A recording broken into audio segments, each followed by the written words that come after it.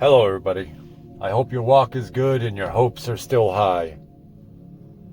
Today I'm going to touch base on something you've probably watched a million things on in this past week, and I've been traveling, and I was blessed enough to see a lot of beautiful things, but also to talk to people from different walks of life and find out what they feel about what happened with Mr. Kirk last week. And I'm not going to get into all the details.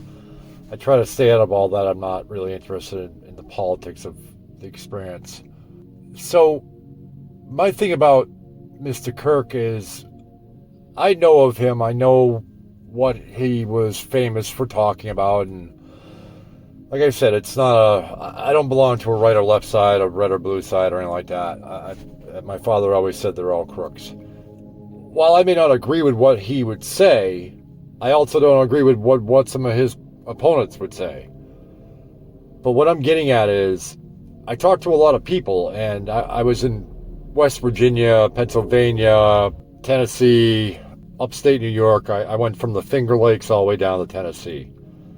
And, you know, those are definitely, some of those states are definitely more red than blue, and some are blue more than red. But when I talk to people, I found it interesting that almost everybody said the same thing, no matter what side of the aisle they were on, who they voted for, whether they were Christians or not Christian. They all said that, you know, it's a tragedy.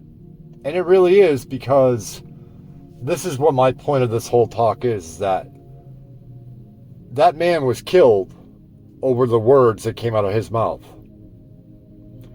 Now, whether you want to say it was done by actions, I don't really think there was any actions. He's just speaking. It's the same way that they killed JFK, Martin Luther King, Jesus. I mean, they killed Jesus for the same thing, for saying words. Now, hear me out. I don't condone or endorse his words. I don't condone and endorse a lot of people's words that have met the same fate, unfortunately. But the simple fact is, when you think about it, he died for words that he spoke. Maybe his ideology, yes, but when it all comes down to it, it's just words.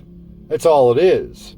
And I've been trying to express this to people for, years personally, and literally just the last few months on these talks, that it's just words. They're just labels. They're just words, they're just ideologies, they're just religious, they're just words that somebody took and they put it in a certain way, and certain people don't want to hear it. Now, if you don't want to hear the words that I speak in real talk, all you have to do is not listen. What I'm saying is, you're free to choose not to listen. It seems like so many of us suffer in this experience because we're so worried about what the other guy said. And we're not even contemplating what we want to say, what we want to say inside, what matters to you inside your mind. Now listen, I used to be glued to the TV, to Drudge Report, to all that crap. I used to watch all of it, waiting. Oh, the end is coming soon. Oh, this war, or oh, these guys are, oh, not this again, not this guy running again, blah, blah, blah, blah, blah, blah, blah. And then a gift was given to me. I was taught that they're just words. They're just somebody else's opinion. What I always say, never allow another man's truth be your own. If you want to agree with somebody, if you want to agree with Mr. Kirk and the way he speaks, that's fine. But if you're going to get so angry to the point that you're willing to go out and take a man's life over words that you had the free choice not to listen to, just like the men that killed Martin Luther, the men that killed Malcolm X, the men that killed Jesus, they didn't have to listen. But they didn't like what he was saying, and they wanted to make a point. But they didn't make a point. They ruined not only that person's life, but their own life.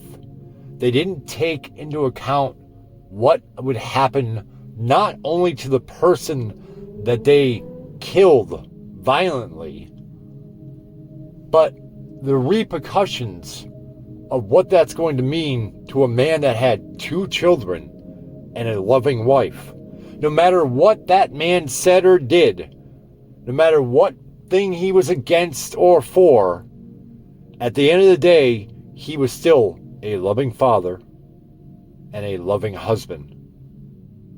Just like many of the others that have died needlessly throughout history.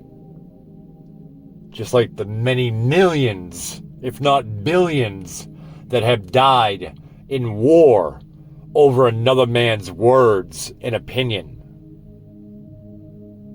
Again, I don't know Mr. Kirk. I don't really watch any of that or listen to any of that. I'm not saying that he's right. I'm not saying that his opponents are right. I'm not saying that anybody on the Democratic side is right. Because to me, they're all just words. And at the end of the day, you can you watch Fox News until your eyes bleed and take all those words into consideration. But that's the key. You take it into consideration and you take what resonates. But if that resonation starts to burn a fire deep inside of you of hatred, then, my friend, then you have taken words and you have turned it into your ideology, your own words, your own opinion. And that's dangerous. That's just as dangerous as all the brainwashing and all the programming and conditioning that we've already gone through in this country and many others. They're all just words. Choose what to listen to. Follow love. Follow light. You may say, well, love and light, that's weak. I want to be strong. I want to be a lion. I want to be filled with hatred. Lions are the most loving, caring animal on the planet. It takes a real man to realize that he may be acting like a weak one, but in heart, he is a lion. It takes a coward to think that he is a lion, but really, he is only a sheep. Bah. I love all of you. Please, walk in light. Realize what I'm saying, what they're saying, they're just words. The only person that can make those words matter is you. Choose wisely.